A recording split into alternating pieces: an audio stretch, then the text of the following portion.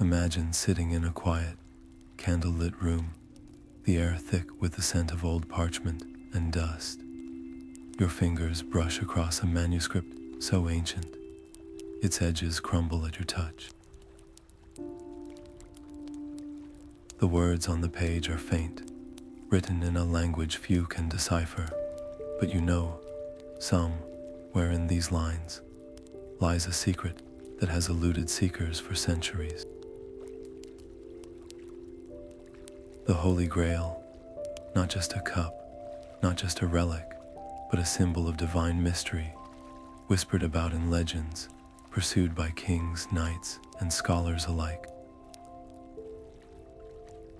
And tonight, you're about to step into their footsteps, tracing the same tantalizing clues that have driven men and women to the edges of madness and glory.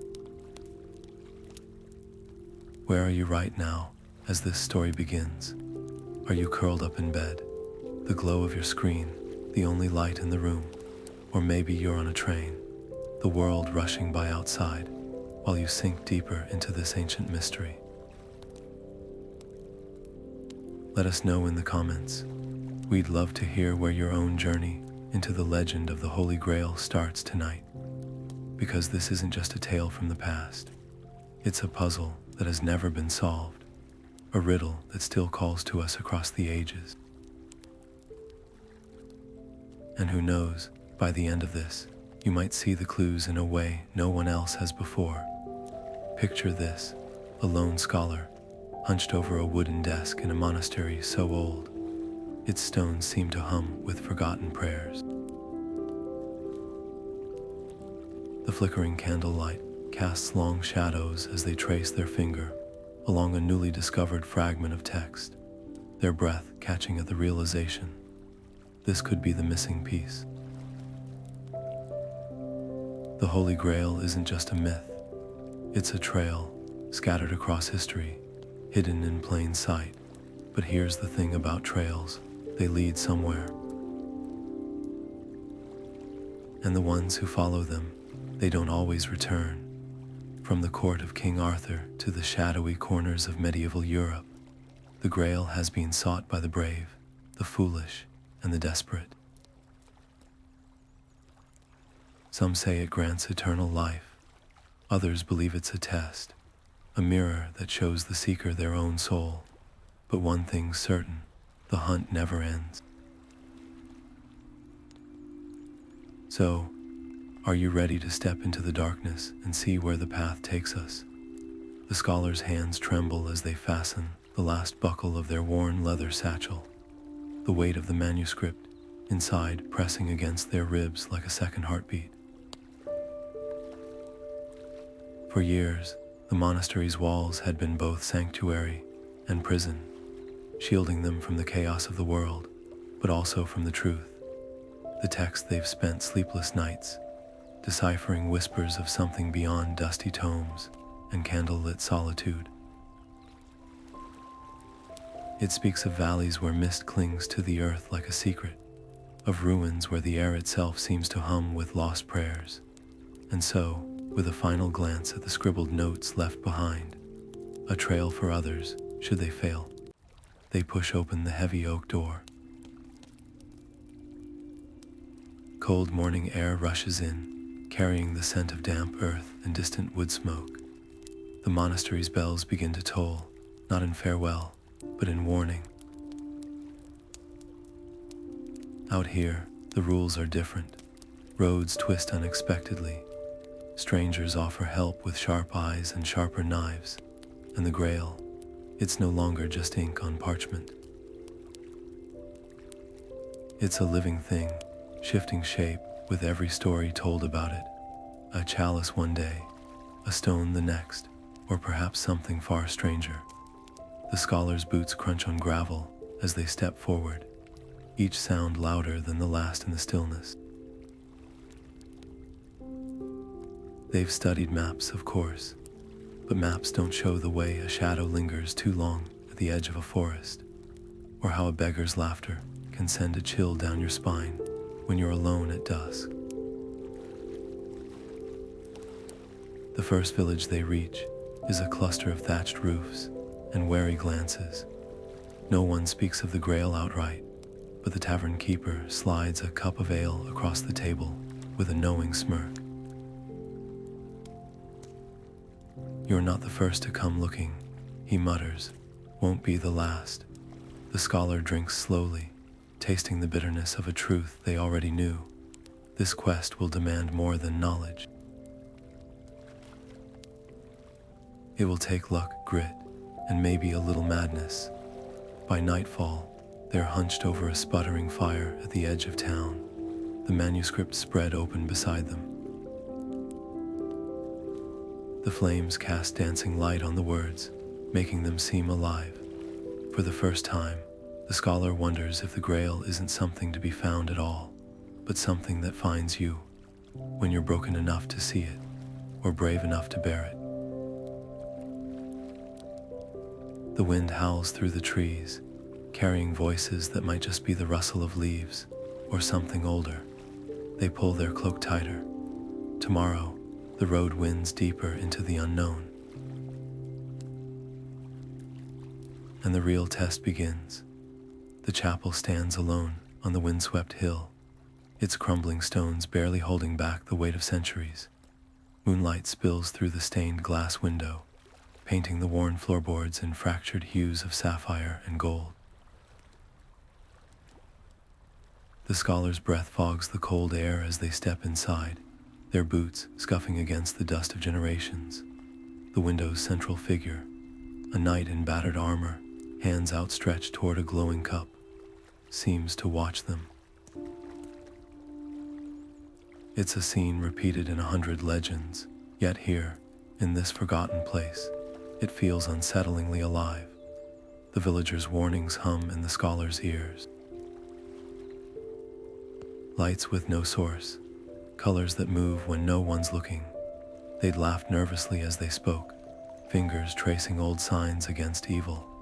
But the scholar had seen too many manuscripts, dismissed superstition as fear's shadow, only to find truth coiled beneath. So they wait, their back pressed to the chapel's icy wall, watching the moonlight crawl across the floor. Then, as the bell tower in the distant village tolls midnight, the impossible happens. The knight's crimson cloak ripples, though no wind touches the glass. The cup's glow brightens, pulsing like a heartbeat, and the scholar's own heart stutters in reply. They lurch forward, fingers grazing the window's surface, and freeze. The glass is warm, not just warm, alive, vibrating under their fingertips as if humming a tune only the stones remember. And then, slow as dawn, the colors begin to slide. Sapphire bleeds into emerald, gold into violet, the night's form dissolving into a tangle of lines that twist and sharpen into something new. A map, not the clean, inked charts of royal courts, but something wilder, its paths winding like veins through mountains and forests. Here, a jagged peak, crowned with a star. There, a river that forks at the base of a lightning-struck oak. The scholar's hands shake as they scramble for parchment, charcoal scraping furiously to capture every shifting detail. But the map isn't just lines on glass. It's a story. The knight's sword, now a road. The cup's glow, a cluster of dots too precise to be random. And at the very edge, half hidden by the frame, a single word in letters so old, they're nearly forgotten. Here. The colors still.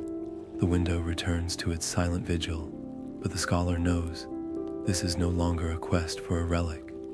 It's a conversation across time, a challenge left by someone who knew the Grail's seekers would never stop coming. And as they fold the parchment into their satchel, the chapel's door creaks open on its own, as if the night itself is urging them forward. The map is only the beginning. The real test, knowing when to follow the lines, and when to read between them. The charcoal snaps between the scholar's fingers as they press harder against the parchment, desperate to capture every curve of the fading map. The chapel's air hums with something electric, like the moment before a storm break, until the scrape of a booth eel on stone cuts through the silence. The scholar whirls, their cloak tangling around their legs, to find a figure leaning against the doorway, backlit by moonlight. Late hours for a scribe, the stranger muses, voice smooth as oiled leather. Their gloved hand rests casually on the hilt of a dagger, its pommel glinting with an inset stone, the color of dried blood. The scholar's stomach knots. They've heard stories of this one, a mercenary turned relic hunter, known for leaving trails of borrowed books and broken contracts in their wake. The stranger pushes off the wall with a predator's grace, stepping into the kaleidoscope of stained glass light. "You've got something I need," they say, tilting their head toward the half-copied map. The scholar's fingers tighten around the parchment instinctively, crumpling the edge.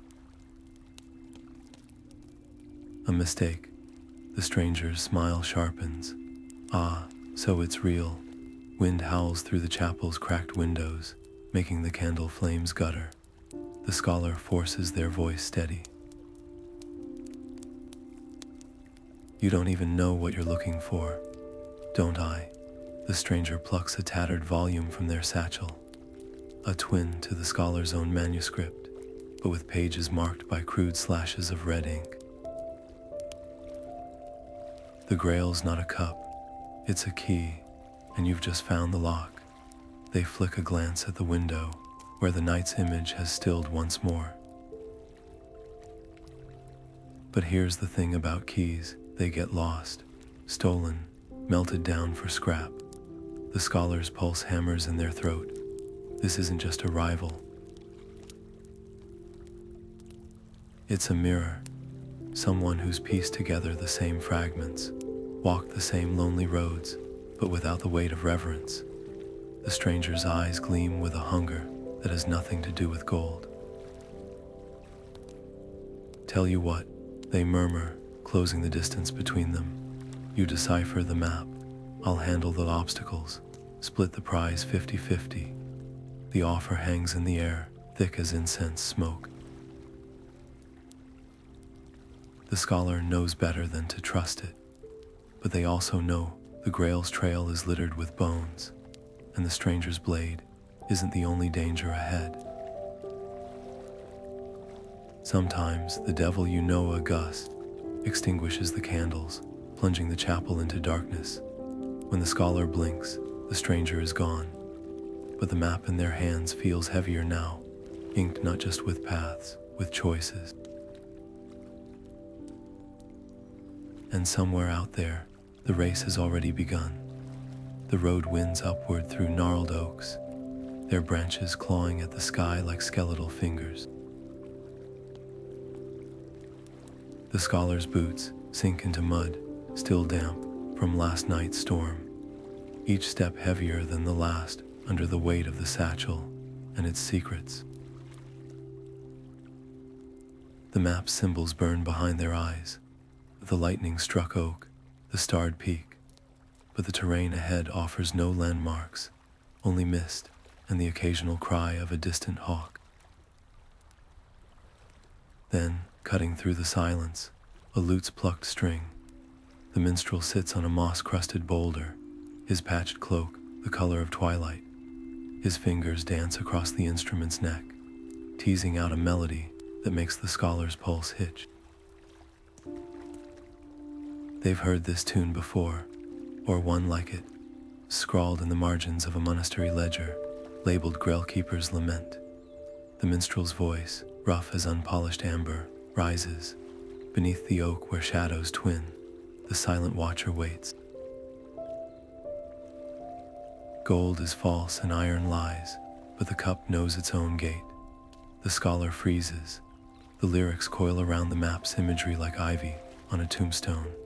that oak, the one split by lightning in the stained glass vision. The minstrel's eyes flick upward, sharp as a blade's edge, though his hands never miss a note. You walk a path older than these hills, he says, not quite a question. The scholar hesitates. Coincidence is a luxury they can't afford, not when the chapel's window moved. Who taught you that song? The lute stills. The minstrel's smile doesn't reach his eyes. Same as all the old ones, the wind, the stones. He leans closer, and for a heartbeat, his breath smells like damp earth and myrrh, and the ones who walked your road and didn't walk back. A shiver races down the scholar's spine. They've read enough to know minstrels were once more than entertainers. They were messengers, living archives of secrets too dangerous for ink. The man plucks a single dissonant chord. You'll need more than parchment to find what you're after. The Grail's guardians don't care for scholars. He jerks his chin toward the horizon, where storm clouds bruise the sky. But they remember songs and blood. The scholar's hand drifts to their satchel, where the map rests against their ribs. The minstrel's words aren't just a warning. They are a thread, woven into the same tapestry as the stained glass vision, one the scholar hadn't known they were following until now. As the first raindrops kiss their cheeks, the lute begins again, softer this time, as if the hills themselves are humming along. The river appears without warning, a ribbon of obsidian cutting through the valley floor. Its surface glints like polished metal under the ragged clouds, so still it might be frozen. But then the scholar spots the current's pull, subtle as a breath, dragging fallen leaves into the depths. The ferryman's boat sits moored to a splintered post, its hull bleached by decades of sun and rain. He's older than the oaks, his face a tapestry of wrinkles, his eyes milky with cataracts, yet his grip on the rope is iron when he steps into the scholar's path. None cross without the answer, he rasps, voice like wind through reeds. His free hand extends, palm upturned, not for coin but for words. What is given freely, yet costs the giver everything. The scholar's tongue sticks to the roof of their mouth. The minstrel's song echoes in their mind, gold is false and iron lies, but the lyrics twist just out of reach. The ferryman's gaze bores into them, waiting. This isn't just a riddle, it's a blade held to the throat of their quest. A wrong answer, and the path ends here. Then it comes, a line from the chapel's stained glass, half remembered. The silent watcher waits, not a thing, but a choice, a promise. The scholar says, the words raw. Not sworn for gain, but kept even when it burns. The ferryman's lips part, revealing teeth worn to nubs. For a heartbeat, the air thrums, then he steps aside. The boat creaks underfoot as the scholar boards, the river exhaling a sigh as they push off. Halfway across, the water begins to glow, not the reflected shimmer of moonlight, but something deeper, rising from below like drowned stars. Tendrils of light coil around the hull, and for a terrifying instant, the scholar feels the weight of centuries pressing down every seeker who ever stood where they stand now. Every soul the river has swallowed. The ferryman rose without reaction, his milky eyes fixed on some point beyond the world. When the bow scrapes the far shore, the light winks out. The ferryman doesn't ask for payment. He doesn't need to. The river has already taken what it's owed.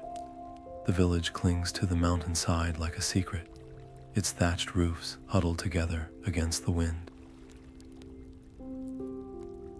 Smoke curls from chimneys, carrying the scent of juniper and damp wool, but the lanes are empty save for a few children who scatter at the scholar's approach, their bare feet silent on the packed earth.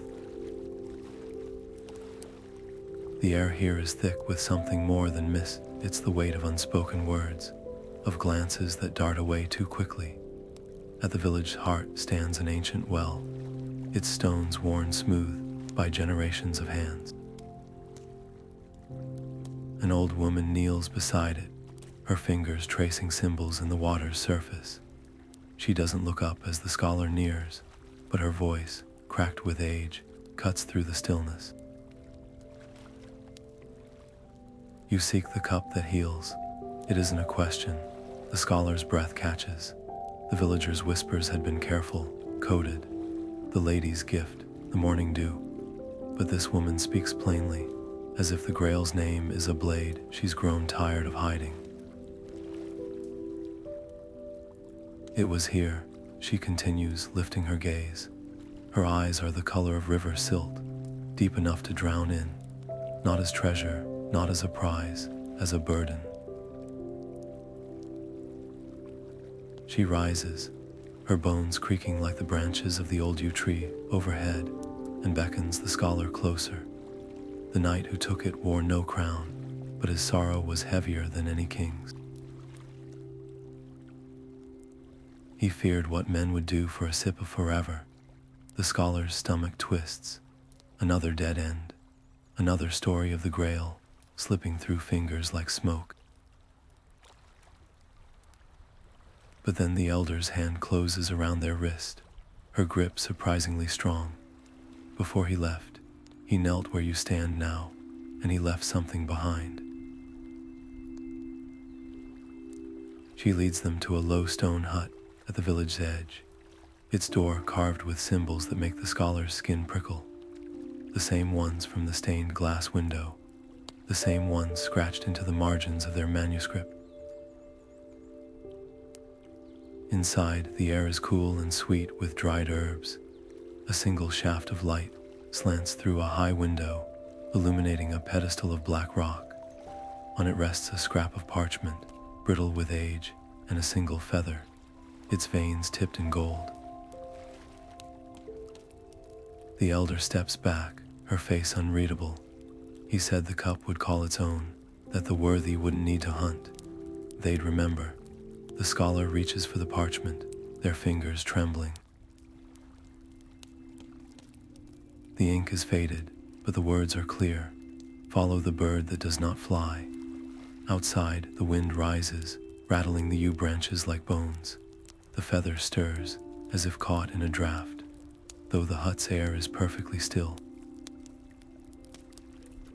The shrine emerges from the undergrowth like a forgotten memory, its moss-crusted stones veiled in ivy, so thick it seems the forest itself is trying to swallow the structure whole. The scholar's fingers brush away centuries of dirt from the pedestal at its center, revealing a smooth depression in the shape of a cup's base, worn not by time, but by countless hands before theirs. The moment their palms press against the cold stone, the world tilts. A current of something older than the mountains races up their arms, buzzing in their teeth, their ribs, the space behind their eyes. And then the voice, not a sound, but a presence threading through their thoughts like smoke. Beyond the pass where the eagle's shadow falls at dawn, the words sear themselves into the scholar's mind, bright as brand marks. But as the energy fades, another sensation creeps in the prickle of being watched. They turn, scanning the trampled ferns at the shrine's edge. There, half hidden in the mud, the crisp imprint of boot leather, the toe pointed toward the pedestal. Too fresh to belong to anyone but the stranger from the chapel. The scholar's pulse kicks. They've been careful, doubling back through streams, leaving false trails, yet here's the proof. Their rival is closer than they'd feared. The realization settles like a stone in their gut. This isn't just a race anymore. It's a game of shadows, and the stranger knows the rules better than they do. The scholar's hand drifts to their satchel, where the golden-tipped feather rests against the map. Follow the bird that does not fly. The mountain pass looms ahead, its peaks jagged as broken teeth. Somewhere between here and there, the Grail waits, and so does the stranger. A breeze stirs the ivy, carrying the scent of damp earth and something sharper, metallic. Blood, no. Iron, the scholar freezes. The ferryman's warning echoes in their mind. Iron lies. They crouch, fingers probing the mud until they strike cold metal, a dagger. Its blade snapped clean, the hilt wrapped in leather stained dark with use. The stranger's without a doubt, but why leave it? A message, a trap. The scholar's thumb grazes the pommel's blood-red stone, and the shrine's whispering voice returns, fainter now. Not all who seek are called. The shadows lengthen as the scholar rises, weighing the broken blade in their palm. The path ahead is clear, but the rules have changed. The Grail may be the prize, but the real test is surviving the hunt, and the hunters. The mountain pass narrows to a razor's edge, the path crumbling underfoot with every step.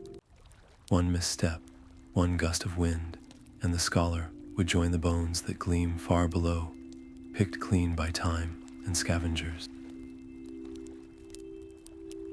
The storm arrives without ceremony, a growl of thunder, then the sky splitting open. Rain lashes like needles, turning the trail to slick treachery. The scholar stumbles into the cave's mouth, just as the first hailstones shatter against the rocks behind them. Damp and shivering, they fumble for their tinderbox. The flame's fragile glow revealing what the darkness had hidden. The walls are alive, not with moss or lichen, but with carvings so precise, they seem to breathe in the flickering light. Knights kneel in endless procession, their faces worn smooth by centuries of touches, all reaching toward the same image, a chalice suspended above an altar, its lines so deep and sharp, they cast their own shadows. Beneath it, words cut with the care of a funeral inscription, only the pure of heart may drink. The scholar's fingers hover over the letters, tracing their grooves. Pure of heart, a phrase tossed around in tales, but here, in this dripping cavern, it feels like a blade pressed to their throat. Is their quest noble? Or is it just another kind of hunger? The manuscript in their satchel suddenly weighs like a sin. They'd told themselves they sought the Grail for knowledge, for truth, but in the quiet moments, hadn't they dreamed of the power it might bring, the respect? The way the monks would whisper their name with reverence, the way the stranger's mocking smirk would vanish when they proved a crack echoes through the cave, louder than thunder. The scholar whirls, heart hammering, as a section of the wall collapses in a shower of pebbles. Through the gap, the storm rages on, but beyond the rain, something glints. A shape, a figure. The scholar's breath fogs the air as they edge closer, squinting. There, perched on a ledge just outside, is a bird. No, not a bird. A statue, wrought in tarnished silver, its wings spread as if frozen mid-flight. An eagle, and as the first weak light of dawn breaches the storm clouds, its shadow stretches long and dark across the cave floor, pointing like an arrow deeper into the mountain. The scholar exhales slowly. The carvings had asked a question. The storm had answered, and now the eagle's shadow marks the path. But purity of heart isn't something you can carve into stone or scribble in a manuscript. It's the thing you find out about yourself when the wind screams and the light goes out. The scholar steps over the fallen rocks, their boots scattering hail like broken teeth. The real trial was never the mountain, it's what comes after. The air thins as the scholar climbs the final stretch of the path, their lungs burning with each step. The storm has passed, leaving the sky a bruised purple, the last streaks of lightning fading behind the peaks. And then, without warning, the figure materializes, a knight clad in armor that seems to drink in the fading light, his form flickering like a candle caught in a draft. His sword, though sheathed, radiates a cold that makes the scholar's teeth ache. You stand at the threshold, the knight intones, his voice echoing as if spoken through a hollow tree. But the Grail is not a trinket to be claimed. It is a mirror, a trial. Speak now. What would you do with its power? The question hangs in the air, heavier than the mountain itself. The scholar's mind races with rehearsed answers, grand proclamations of preserving history, of sharing its wisdom, but the knight's gaze pierces through pretense. They swallow hard, their throat dry.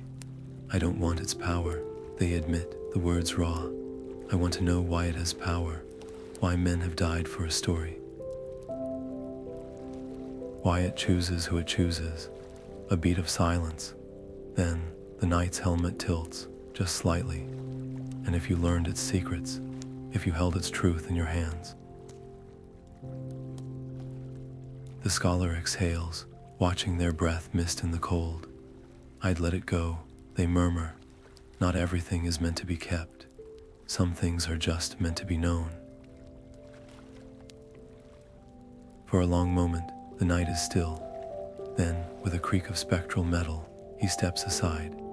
The path ahead shimmers, the rock dissolving into mist to reveal a valley below, a basin of emerald grass and silver streams, untouched by time.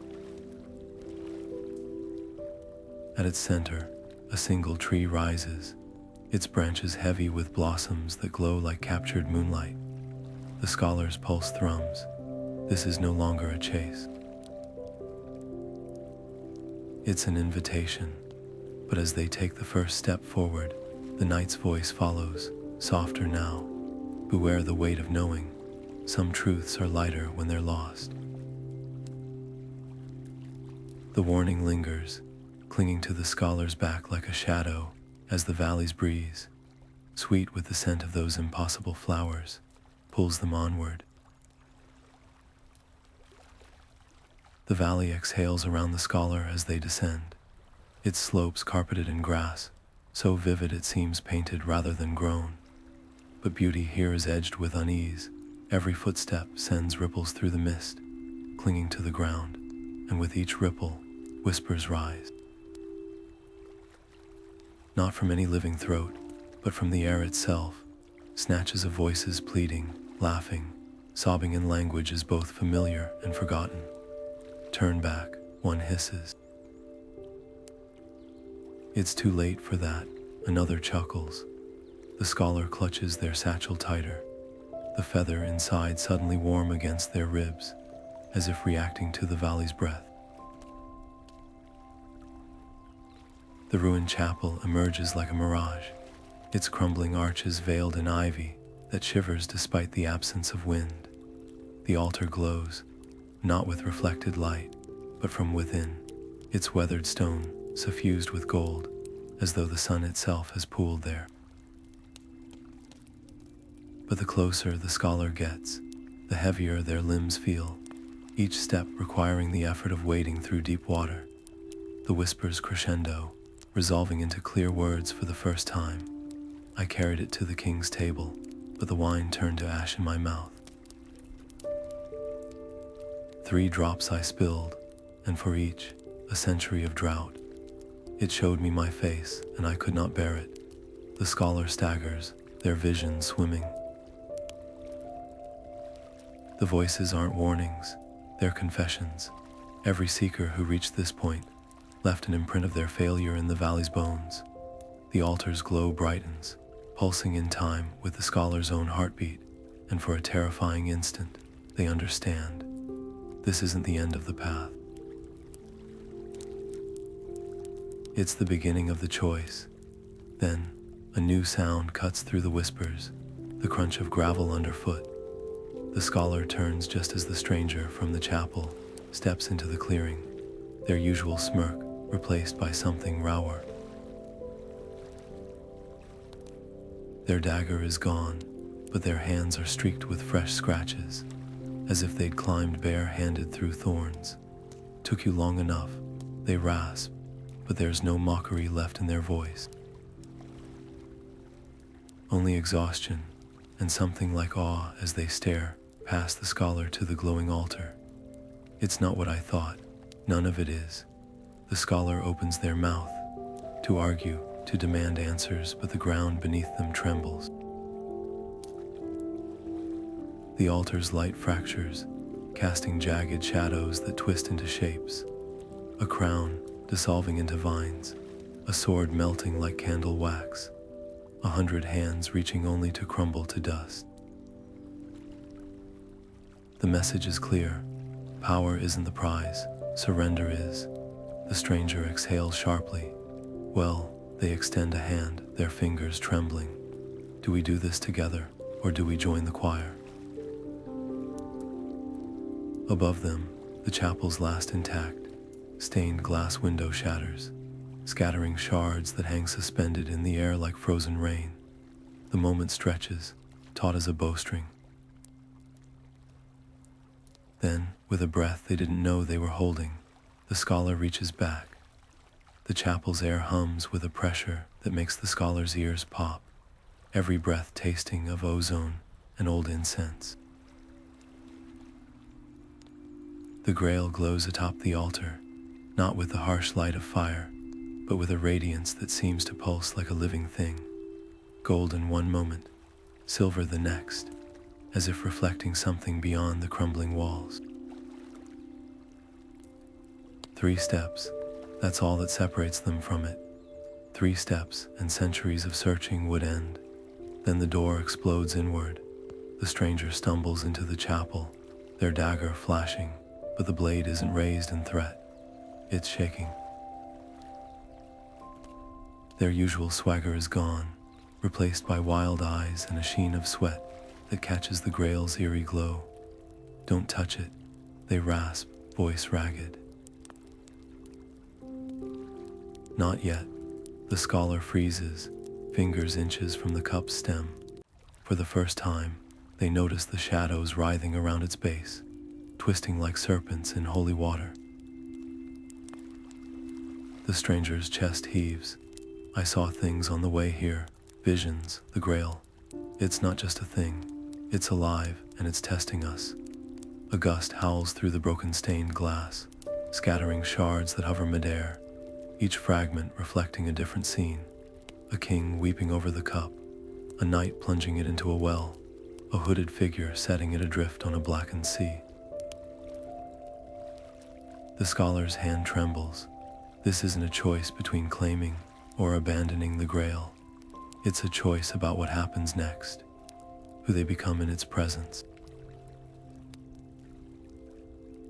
The stranger takes a step closer, their dagger clattering to the floor. I thought I wanted power, they admit, staring at their own palms as if they've never seen them before. But the things it showed me, their voice breaks. You were right. Some truth should stay lost. The Grail's light intensifies, washing the chapel in blinding white. The scholar feels it then. Not a pull, but a push. An invitation to step away, to let the legend remain a legend. Their fingers curl into a fist, nails biting into their palm. Everything they've sacrificed, every sleepless night and bleeding footstep, whispers for them to reach out. But the stranger's face, stripped bare of arrogance, whispers something louder. Outside, the wind rises to a scream. The chapel's walls shudder, dust raining from the rafters. The Grail doesn't belong to either of them. Maybe it never did. The scholar exhales, their breath stirring the air between them and the altar like a final prayer. Then slowly, they turn their back on the light. The rival's hand snatches at the Grail, fingers curling like talons. But the moment their skin grazes the cup's rim, the light erupts. It's not just brightness, it's a force, a tidal wave of radiance that slams into them, sending them sprawling across the chapel floor. Their dagger skitters into the shadows, and as they scramble up, their eyes wide, desperate, meet the scholars. Only now, the scholar realizes something's wrong. The rival's pupils are shrinking, their irises bleaching pale as the light sears into them. They claw at their face, but the damage is done. They're not just blinded, they're seen. The voice that fills the chapel isn't spoken. It's felt, vibrating in the bones and the roots of teeth you sought to take. But the Grail is only given. The rival staggers, their mouth opening in a soundless cry as the light peels them apart, not their body, but their intent, their history. Visions flicker around them like storm-lit shadows. A childhood spent hungry, a first theft justified, a trail of broken trusts, paved with the lie that power would finally make them safe. The scholar's stomach twists. This isn't punishment, it's revelation. Then the light turns to the scholar. Their knees hit the stone before they've decided to move, the impact jolting up their spine. They want to look away, but the light holds them gently, inexorably. It doesn't scour, it asks, and in that breathless silence, the scholar understands the real question isn't why did you seek the Grail? It's what will you do when you realize you were never the seeker? You were the one being sought. The Grail's glow dims to a warm pulse, the chapel exhaling around them. The cup tilts just slightly, as if offering itself, not as a prize, as a mirror. In its reflection, the scholar doesn't see a triumphant hero or a pious pilgrim. They see someone small, scared, and stubbornly hopeful. Someone who walked 1,000 miles not because they were brave, but because they were curious. Because they needed to know if the world still held wonders. A single drop of liquid beads at the Grail's rim, quivering like a tear. It falls, not onto the altar, but into the scholar's outstretched palm. The moment it touches skin, the chapel, the rival, the very mountains seem to dissolve. There's no vision, no burst of enlightenment, just a quiet, unshakable certainty settling into their bones. The Grail was never lost. It was waiting, and now it's done. The light winks out. The chapel is just a ruin again, the wind sighing through broken stone. The rival kneels in the dust, their face streaked with tears they can't see. The scholar's hand curls around the memory of that drop. Still warm, they don't speak. Some truths are too heavy for words. Outside, the first birds of dawn begin to sing. The moment the scholar's fingertips brush the Grail's surface, time fractures, not like a shattered mirror, but like water giving way to a stone ripples spreading outward, backward, forward, carrying fragments of lives they've never lived. A knight in rusted armor kneels in a sunlit glade, the Grail floating just beyond his grasp. For my king, he pleads. The cup doesn't move. A cloaked woman with ink-stained fingers traces the rim, whispering, "For my people." Light blooms between her palms. The visions accelerate a thief's greedy lunge, met with searing flame. A child's tentative touch, rewarded with a laugh like chiming bells. each seeker reflected in the Grail's surface, not as they appeared, but as they were. Veins lit with longing, shadows of fear or hope stretched long behind them. The scholar's breath catches as the truth settles like dust after a landslide. The Grail wasn't hidden to be found. It was waiting to witness, not a treasure, but a teacher. The light around them softens, condensing into a single beam that illuminates their own hands, not clutching, not grasping, but open, empty, ready. Then, the strangest vision yet, themselves. Not as they are now, wind-burned and weary, but as they might be. Older, yes, but that's not what stings. It's the quiet in their eyes, the peace. They're standing in a sunlit scriptorium, copying not prophecies or maps, but simple things. Herb lore, children's tales, the recipe for a village baker's honey cakes. And they are smiling, not the triumphant grin of a Grail finder, but the quiet joy of someone who's learned that some quests end not with a prize, but with a homecoming. The light fades, the chapel is just stone and silence again. The Grail still sits on the altar, but its glow has settled into something softer, warmer, like a hearth after the fire has banked to embers. The scholar exhales, their shoulders lighter than they've been in years. They don't reach for the cup this time. They don't need to. The lesson isn't in the taking. It's in the turning away. Outside, dawn breaks over the mountains, painting the valley in gold and green. Somewhere down the winding path, the stranger stumbles through the undergrowth, their unseeing eyes wide with visions of their own. The scholar could follow, could try to explain, but the Grail's voice lingers in their bones, clearer than any words. Not all who wander are lost, and not all who find the path need walk it together. The first bird of morning trills, its song stitching the silence back together. The scholar takes one last look at the chapel, then steps into the light.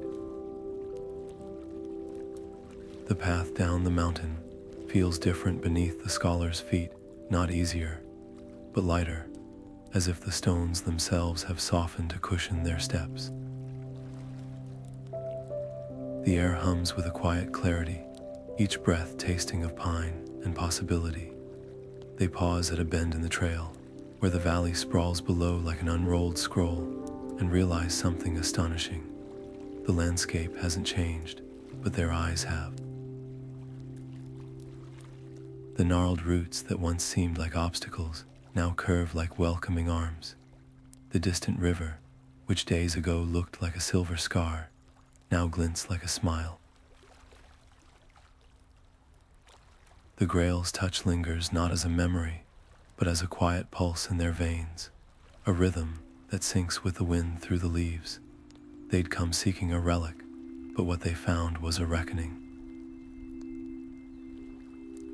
Every story they'd ever read about the Grail had painted it as a thing to be won, a prize to be claimed. Yet here, in the quiet aftermath, the truth settles like sunlight on their skin. The real magic wasn't in the cup. It was in the cracks it revealed in their own heart, the fears they disguised as ambition, the loneliness they'd masked as scholarly detachment. A rustle in the undergrowth breaks their reverie. The stranger from the chapel stands a few paces away, their face pale, but their stance steadier than before. The blindness the Grail left in its wake seems to have sharpened other senses. Their head tilts toward the scholar like a compass needle, finding north. "You saw it too," they murmur, not a question, but an acknowledgement. The scholar nods, though the stranger can't see it. Some truths don't need eyes to be known. They walk together for a while, not as rivals, not even as companions, but as two shadows briefly overlapping in the late afternoon light. The stranger stops at the edge of a stream, fingers trailing in the water. I thought it would fill the hollow places, they admit, voice rough. Instead, it showed me they were always part of the shape. The scholar watches the current carry a fallen leaf away, turning it gently end over end. They don't offer comfort. Some realizations are too tender for words. By the time the first village lanterns flicker in the distance, the stranger has vanished into the dusk, leaving only a single feather, gold-tipped, like the one from the hut, balanced on a stone. The scholar tucks it into their satchel beside the crumpled map, the broken dagger, all the relics of a quest that turned inside out. The villagers will ask, of course. They'll whisper about the Grail, about miracles and curses. The scholar will sip their ale and say nothing, because the deepest truths are the ones that lose their meaning when spoken aloud. The road ahead unwinds like a ribbon, leading not to answers, but to the next question, and for the first time, that's enough. The quill scratches across the parchment in slow, deliberate strokes, each word weighted with the memory of mountain winds and chapel light. The scholar's hand no longer shakes, not from fear, not from exhaustion, but from the quiet certainty that these pages were never meant to lead anyone to the Grail. They're a map of a different kind, charting the unseen terrain between longing and letting go. The ink dries into the fibers like a secret, the manuscript growing heavier with every confession. The ferryman's riddle, the minstrel's song, the way the Grail's light had peeled back their pride like old varnish to reveal the raw, trembling hope beneath. Outside the scriptorium window, the monastery's bells mark the hours, their echoes bouncing off stones worn smooth by centuries of prayer. The other monks pass by occasionally, their sandals whispering against the flagstones, but none disturb the scholar's work. They recognize the look in their brother's eyes, the same distant focus of the fresco painters who mixed their pigments with egg yolk and devotion, knowing their art would outlast them.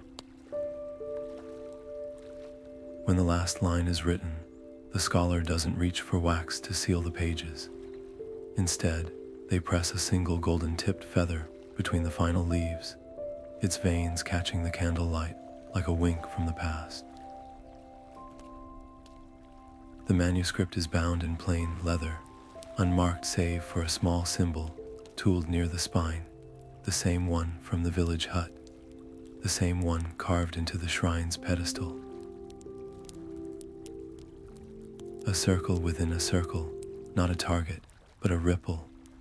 The cellar beneath the monastery is cool and dry, its shelves lined with jars of preserves and casks of wine. The scholar kneels in the farthest corner, brushing aside cobwebs to reveal a niche in the wall, just wide enough to hold the manuscript, just deep enough to keep it safe. As their fingers withdraw, a draft stirs the dust, and for a heartbeat, the air smells of juniper and distant rain. The niche is sealed with a brick, the mortar mixed with ash from the chapel's last candle. Years will pass. The scholar's hair will silver, their steps will slow, but every so often, they'll pause in the scriptorium doorway, watching as a young novice struggles to translate some crumbling text.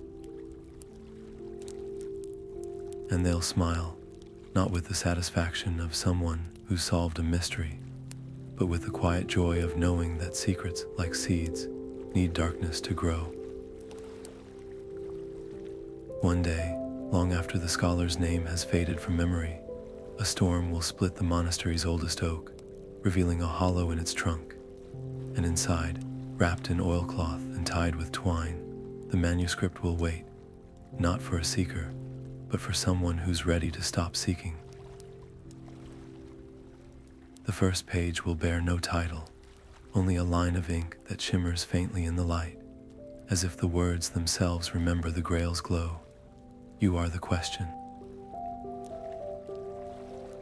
The answer was always your footsteps. The fire in the hearth crackles softly, casting flickering shadows across the worn wooden table where the scholar now sits, their hands gnarled with age but still steady. The scent of dried herbs and old parchment lingers in the air, a familiar comfort after all these years. The monastery has grown quieter with time, the voices of old friends replaced by the whispers of wind through the cloisters. Yet tonight, the silence is broken by a hesitant knock at the door. A young traveler stands on the threshold, their cloak dusted with road-worn grime, their eyes bright with a mix of exhaustion and something else recognition. They told me you knew the way, the traveler murmurs, fingers tightening around a rolled scrap of vellum. The scholar gestures to the empty chair across from them, the same one where, decades ago, they had hunched over maps and manuscripts, chasing shadows. The traveler unrolls the vellum with reverent hands, revealing a crude sketch, a stained glass window, its colors faded but unmistakable, the night, the cup, the twisting path. The scholar's breath catches, not in surprise, but in quiet confirmation. Of course, the window still stands. Of course, it calls to others. The traveler leans forward, voice hushed. I saw it in a dream first. Then I found the chapel, the glass, it moved for me, just like the stories say. The scholar pours tea, the steam curling between them like the mist in that long-ago valley. They say nothing for a long moment, letting the weight of the traveler's words settle. When they finally speak, their voice is softer than the fire's embers. You've come for answers, but the Grail doesn't give those. The traveler's face falls, but the scholar continues, tapping the sketch with one weathered finger. It gives questions, the kind that change you. And so, as the night deepens, the tale unfolds not as a legend, but as a confession. The ferryman's riddle. The minstrel's warning, the way the light had seared through pretense, leaving only truth in its wake. The traveler listens, their expression shifting from eagerness to unease to something quieter, more vulnerable. When the scholar reaches the end, the chapel, the choice, the letting go, the young traveler exhales shakily. But if you didn't take it, why does the search continue? The scholar's smile is thin, knowing, because the Grail isn't a thing to be found. It's a call to be answered, and the answer is different every time. They push back from the table, their joints protesting, and cross to a low shelf. From behind a row of herb jars, they retrieve a small bundle, oilcloth, tied with twine. You'll walk your own path, but take this, for when the road gets dark. The traveler unwraps the bundle to find a single page, its edges brittle with age. The ink is faded, but the words are clear. Follow the bird that does not fly. Their fingers trace the letters, lingering on the faint golden smudge at the corner. The ghost of a feather, pressed into the page a lifetime ago. Outside, the first birds of dawn begin to sing, and the scholar turns toward the window, their face bathed in pale light. The quest never ends, it only changes hands. The fire burns low in the hearth as the scholar's breath slows, their gnarled fingers finally still against the worn arms of the chair. The last candle gutters, its light trembling across the pages of their final manuscript, not a guide to the Grail, but a chronicle of all the ways it had guided them. The traveler, watching from the doorway, feels the air shift, the quiet settling like snow. There's no fanfare, no whispered last words, just peace, deep and unshaken, as the scholar's journey ends where it always was meant to, not at a finish line, but in the middle of a story too vast for any one life to hold. Morning comes, pale and misted, as the traveler kneels to gather the scattered pages.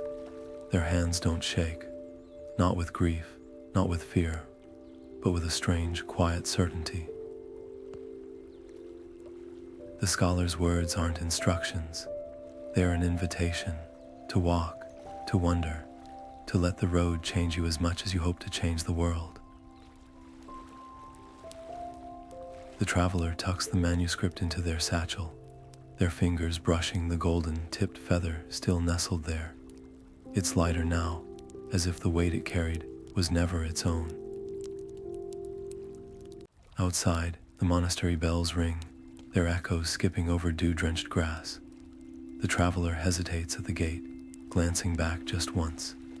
The stones of the scriptorium glow honey gold in the sunrise, and for a heartbeat, the shadows between the arches seem to ripple, not with ghosts, but with possibility. The road ahead isn't empty. It's alive with the footfalls of every seeker who came before, every pilgrim who will come after. The Grail's power was never in the finding. It was in the echoes left behind, the way a stranger's story could become your compass, the way a single drop of light could spill across centuries. The traveler adjusts their cloak, their footsteps firm on the path. Behind them, a breeze stirs the leaves of the monastery's oldest oak, whispering secrets to the roots below. Somewhere in the darkness, ink on parchment waits, patient as a seed. The cycle begins again, not because it must, but because it chooses to, because some questions are too beautiful to ever stop asking.